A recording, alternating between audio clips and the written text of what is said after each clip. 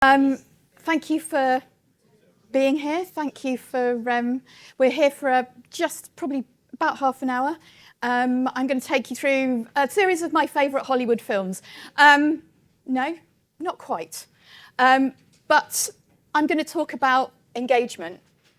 I'm actually going to pick up on something that a lot of our speakers have already said this morning, which is that people buy people, and that relationships are really, really important. But first of all, a little bit about me.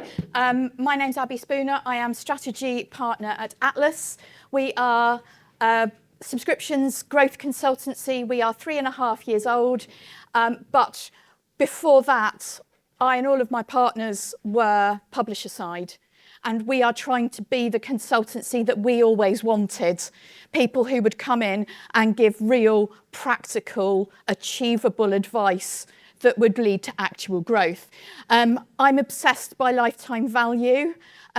Unusually, this presentation is not about lifetime value, but if anyone would like the full 3-hour lifetime value presentation, I am available for the rest of the week. Few of our clients, we've worked across publishing. We've also been working with Goalhanger, whom you might know from The Rest is Politics and The Rest is Entertainment and The Rest is History podcasts. We are doing membership. We're working with Rafa on their cycling club, but a whole range of really different publishing clients from large to small. And we start off with a growth review. So it's a diagnosis. What could you do to grow your business? But let me start. Subscriptions are a system. Acquisition, pricing, engagement, retention, they're not separate disciplines that sit in individual boxes. They're all little layers in a single commercial engine. I often say it's like flying a plane. Lots of people think, oh, you just do this, you just change the price. But what happens if you change the price? Well, actually, this dial goes and this dial goes and this light starts flashing. Subscriptions are an entire system, and doing it really well means you have to understand how all of these individual levers impact long-term growth. And that's the power of engagement. What is happening with engagement is that we expect your conversion rates will increase if you're going to warmer leads. We're assuming that your retention will increase. And this is the real power. When I worked on The Week magazine in the UK, we used to say, if we can increase our standard contract renewal rate by 0.5%, which was really, really hard. It's hard to optimise retention. If we could increase it by 0.5%, we'd make £500,000 a year. So we were always focused on doing that. But back then, it used to be, well, you get someone on, you make them pay by auto-renew, and you never speak to them again, because if you do, they might cancel. And then the digital world came along, and we realised that actually, we're talking to our customers all the time. We're sending them emails, we're sending them magazines, they're coming to the website and looking at content. It's all there. We are engaging, and all of a sudden, we had a way to measure it. So you can measure it, you can optimize it, and you can work out what to do. So what I'm telling you today is not about probably big changes. It's probably about really, really tiny things, but that will compound over time. You'll keep more customers, you'll make more money from them, and that growth is a compound growth. So the best relationships take time. We are very, very, very silly sometimes in this industry, and we are always going, you meet a customer and you go, oh, subscribe, 5 issues for $1. I haven't met you yet. I don't know what your publication is. I don't know what you believe in. I don't know if I trust you. So building that trust, that's come out this morning already. Building trust is essential. You need to get to know your customers, and you need to then consistently deliver what they need from you. If you get it right, customers will be a higher quality, so their lifetime value will be more. And their life's going to stay with you longer. My illustration for this, love a bit of Jane Austen. Love Colonel Brandon. He waited, he got to know Marianne. She went off on a dalliance with silly Willoughby. But ultimately what happened is they got together, and you can see them going off delightedly for a whole kind of lifetime of value at the end of the film. It's glorious. So understanding that process is really important. And you've got to personalise what you're saying to your customers. This is a great ad. You probably can't see it. It says Beachhead Market on here. It's from an entrepreneurship book, which is really fascinating because it goes, don't build a product and wait for your customers to come to you. Understand your customers. Then build a product because you'll know what you need to say to them. There are lots of ways of doing that. Pains and gains, there are jobs to be done, templates, customer value propositions. I'm a big fan of benefit ladders. Anyone who might have been here last year, I talked about that. Changing features into benefits. What does that mean? You've got to do your research. Do your research. Quant, qual. Pick up the phone to 5 subscribers and ask customers and ask them. Talk to people. Behavioural insights. Now we have all this data in this world. You've got to personalise it. Here's an example from a client. This is Farmers Guardian in the UK, and it just allows us to, it's a really nice, simple way of understanding that part of segmentation. So we've got farmers, arable farmers, dairy farmers, beef farmers, and sheep farmers. It's really clear. You either have a cow or you don't have a cow. If you're going to target your messaging about cows, don't send it to the sheep people. We laugh, but the number of times we just go straight out to everybody, subscribe, it's all about cows. What if they don't have any? It's really important to make it personal, relevant, and also that piece of segmentation. So within these 4 audiences are then a segment of a selection of personas. This is the content we're going to use to target them, and this is the way we're going to talk to them. So it might be that David over here, he's been a farmer for 30 years. He has a really different attitude. You're going to need to target that messaging differently. The real reason for personas, though, is it's about you getting to know your customers personally. If you can empathise, what you're going to say to them will make so much more sense. Understand why your customers are there and treat them in that way. Also, personalise your messaging. I love this. It's a picture of a hitchhiker. Not really many of us do this anymore, but just imagine we're back in the 50s, driving down a long straight road in the middle of nowhere, and you see a chap here, and he wants to go to Jacksonville. And you're like, don't know, maybe not. Maybe I won't pick him up. So you drive past. You're not inspired to engage with him.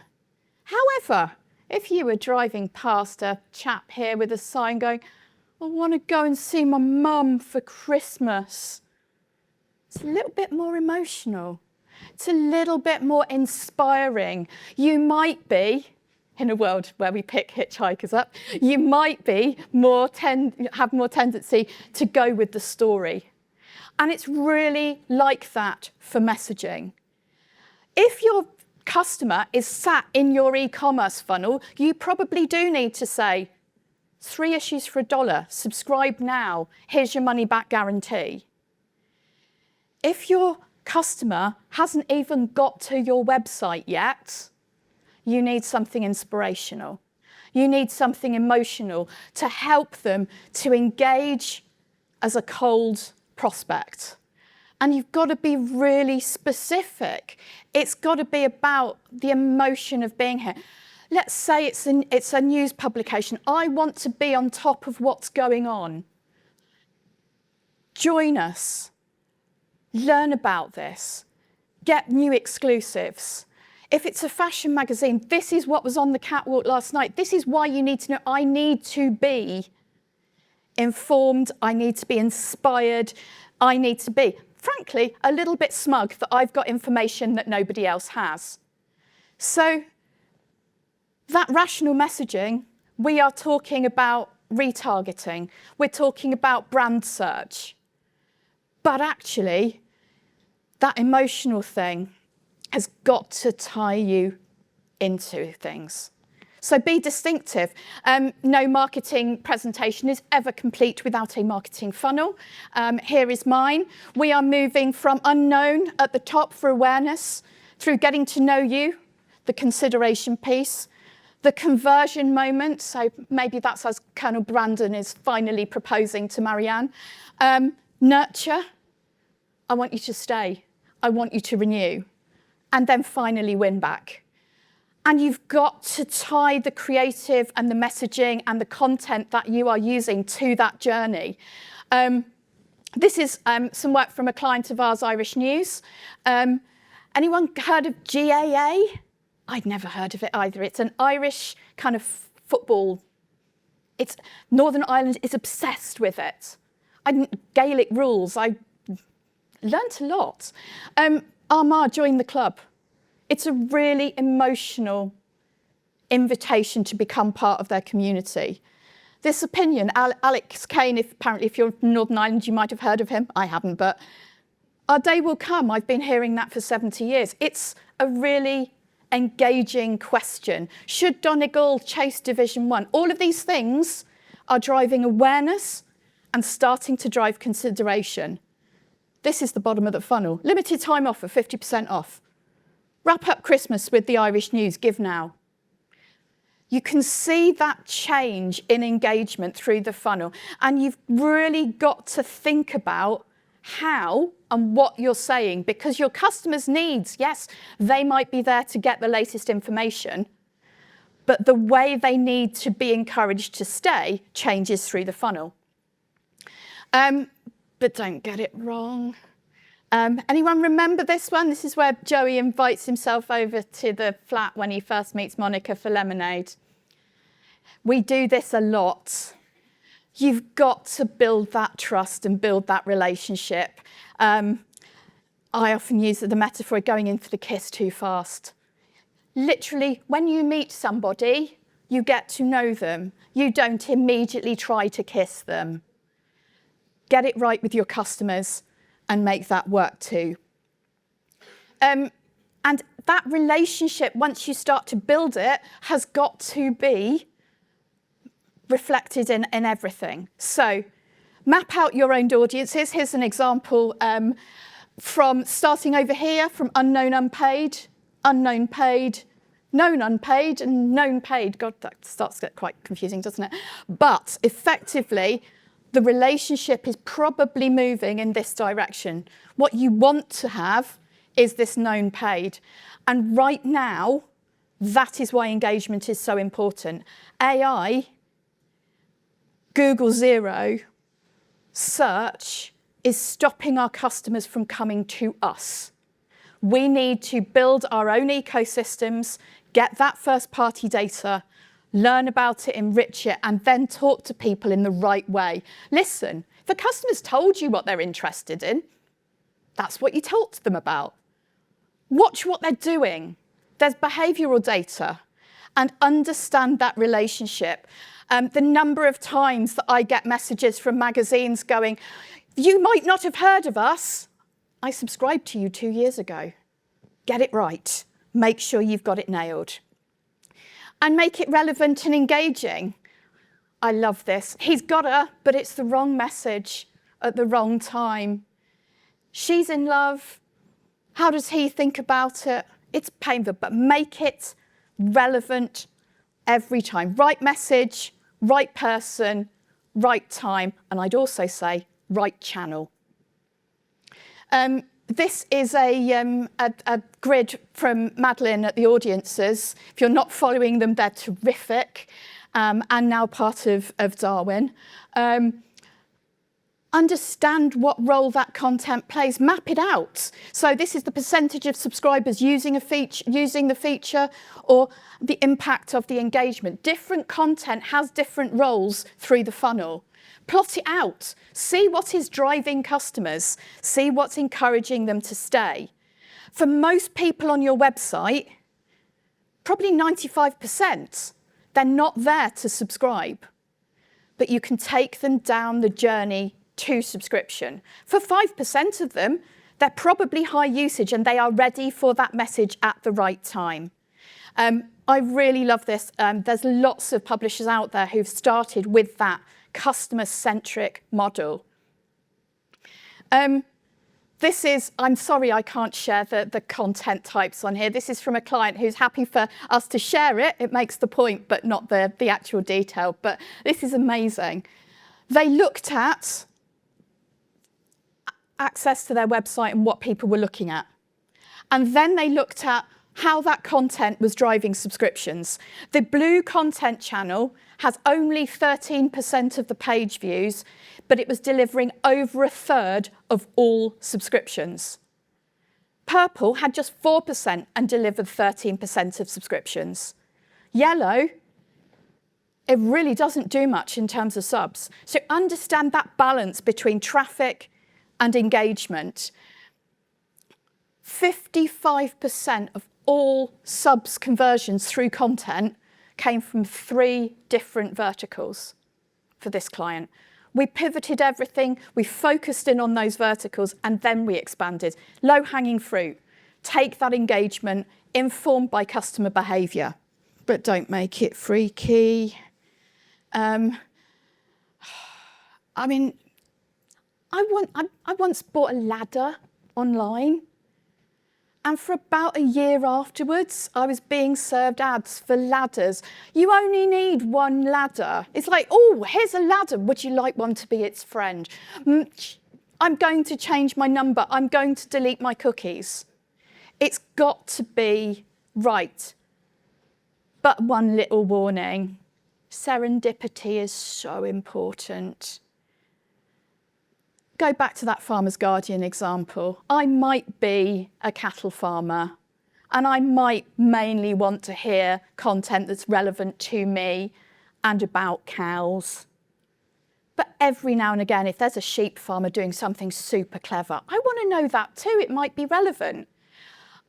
If you go to Netflix and all you see, and this happens to me quite a lot because my other half likes action films and I'm not a mad fan, as you'll probably tell by all of these pictures, my Netflix is full of action films.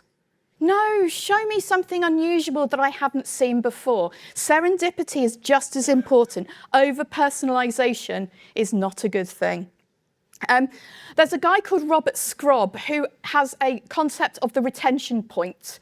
That is the moment where a member is so emotionally invested in you that they've decided to stay. Onboarding will really accelerate that. If there's one thing that you're going to do after this, if you're not doing onboarding, get your onboarding live. Don't make your first engagement after subscription look like an invoice. Make it an open door, a welcome, a congratulations on making a really good decision. Don't assume that people know how to use your product. You might have seen there was an amazing piece of study that was done by the FT when digital apps first came about, and they realised their customer service teams all had to learn how to use iPads because that was the actual problem. Customers didn't know how to engage with the content. They didn't know how to use it. There's lots of really amazing analysis. But make it easy. Clear, simple, one-page e-commerce. And then show the value fast. You've spent all your funnel trying to tell people why they should be with you. Now deliver. Give them speedy sign-ups to newsletters. Introduce them to your editorial team. Demo the product. And then reward them when they do good stuff. Give them a chance to meet other people, to increase that kind of habit support. It's not just for paying subs, though. Onboarding is really important. Here's really good ones from The Economist. Just for signing up to a newsletter, welcome email, an intro email about what else is going on. their first newsletter, which actually is personalised to say, welcome, this is your first newsletter you've ever received. That's really clever. Saturday email. And then they're trying to bring you into this ecosystem. It's really clever. But why are they doing it? They're doing it because they have insight. This is what loyal customers do.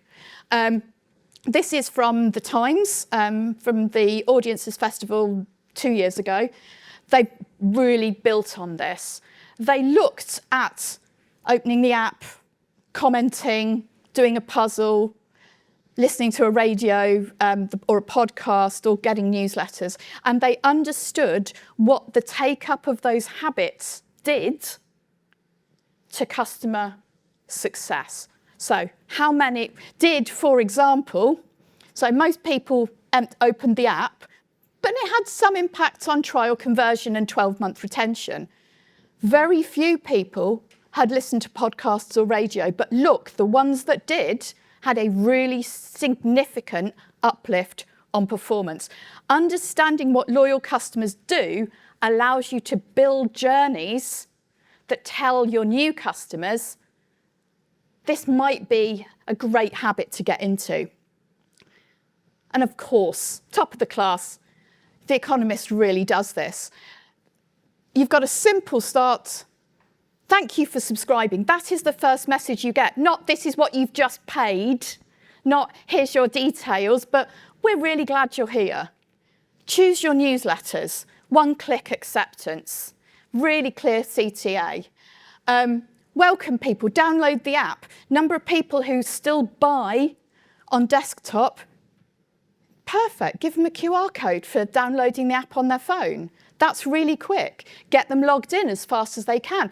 Get the most from your subscription. You can listen to articles. You read the word in brief. You can save stories. You can download Espresso. All of this is really important and fast. They are trying to make you behave and make the most of what you've just paid for. If you are paying to have video and audio, but you never use it, you might not want to renew. So make sure you're aware of everything and that customers are aware that that is what they get as part of their subscription. The New York Times, you might have seen this. This is engagement with New York Times owned apps. What I think is really interesting, news is really solid. The Athletic is really, really solid. But this gaming, who does Wordle? Yeah. That's that engagement piece. There's a joke Tom Armstrong said at the PPA festival last year, we're a gaming company with a journalism wing. It's not true because everything has to serve the journalism. But if by doing gaming people read more news, how brilliant is that? It's really clever. It's not replacing news, it's another reason to be there. So, ask, listen, react to reader feedback. Lou, who's here from Nat Geo Kids, their customer service team is actually embedded in her marketing team. If they want to ask customers something, they just get them to do it. They're not separate, they're not in a different room. But allow your customers to set recommendation. How often do you want them to hear from them? Allow customers to define what they're interested in. There's a really good question. Do you consider this product good value? If everyone's saying, I think this product is amazing value, why haven't you put your price up? Just a thought. Finally, NPS scores. If you're not running your NPS scores on an annual basis, do. It is not about comparing yourself with your competitors. It's a really good proxy for future retention. If your NPS scores go down, you'll see churn. Gusto, which is one of these food delivery boxes, in the UK, they check NPS scores on a monthly basis with a selection of customers. And they know that NPS directly aligns to retention on a monthly basis. We're proving this. This is the brilliant thing about our society which has all of this data, you can correlate these things. And be ready for objection handling. Netflix has multiple plans, partly so you can come in at different price points, but also because they might be able to get you back more quickly. Recency, frequency, value, habit, all these metrics you can use to identify performance, spot what those triggers are for your brand. Can subscribers press the pause button? I know that's how I behave with Netflix. I know I've just reactivated because Bridgerton's back. I know I'm probably going to stop in a couple of months when it's all gone and I've watched it at least 4 times. If you phone up the FT, you can, they have, or go through their cancellation journey, they have AI-driven recommendations of what to offer to save you. Used to be you phoned up News UK to cancel your Times subscription and somebody said, oh, but you've read 14 articles already this week. Are you sure you want to cancel? I think that might be too creepy, but it's very good objection handling if you say you're not reading. But make it really easy to go and really easy to come back. This is what streaming companies haven't quite worked out. They are focused on the wrong metric. Everyone talks about streaming companies and churn.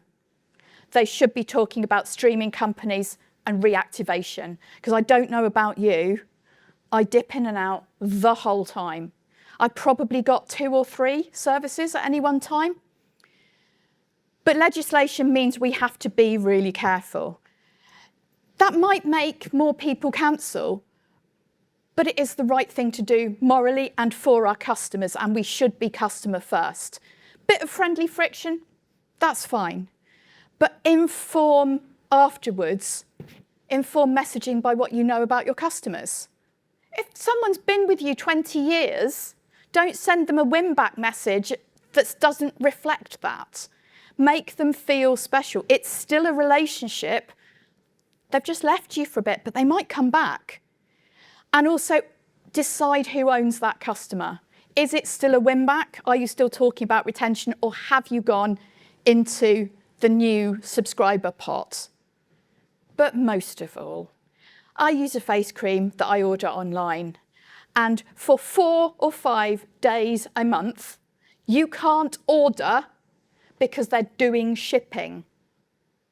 And you can't cancel because they've already shipped the product to you.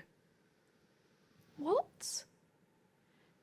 It's got to be customer-centric. Even if you've sent it, you shouldn't ever be hiding the cancel button. You should not, it should be there, it should be really clear, because it gives your customers confidence that they can leave you.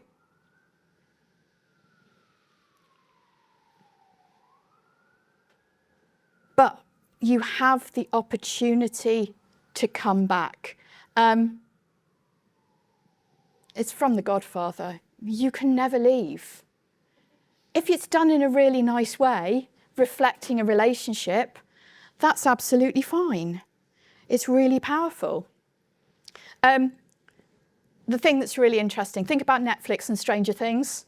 Someone worked out that they had aligned the release dates for Stranger Things with the periods of contracts and cancellation. If you subscribed to watch Stranger Things the day it came out, you had to renew in order to watch the second set of episodes that were released. If you get it right, you can never leave. You can never leave. This is why we may go back in all of these streaming services to one thing answered, one episode released every week. Remember, telly used to be like that. It was quite fun.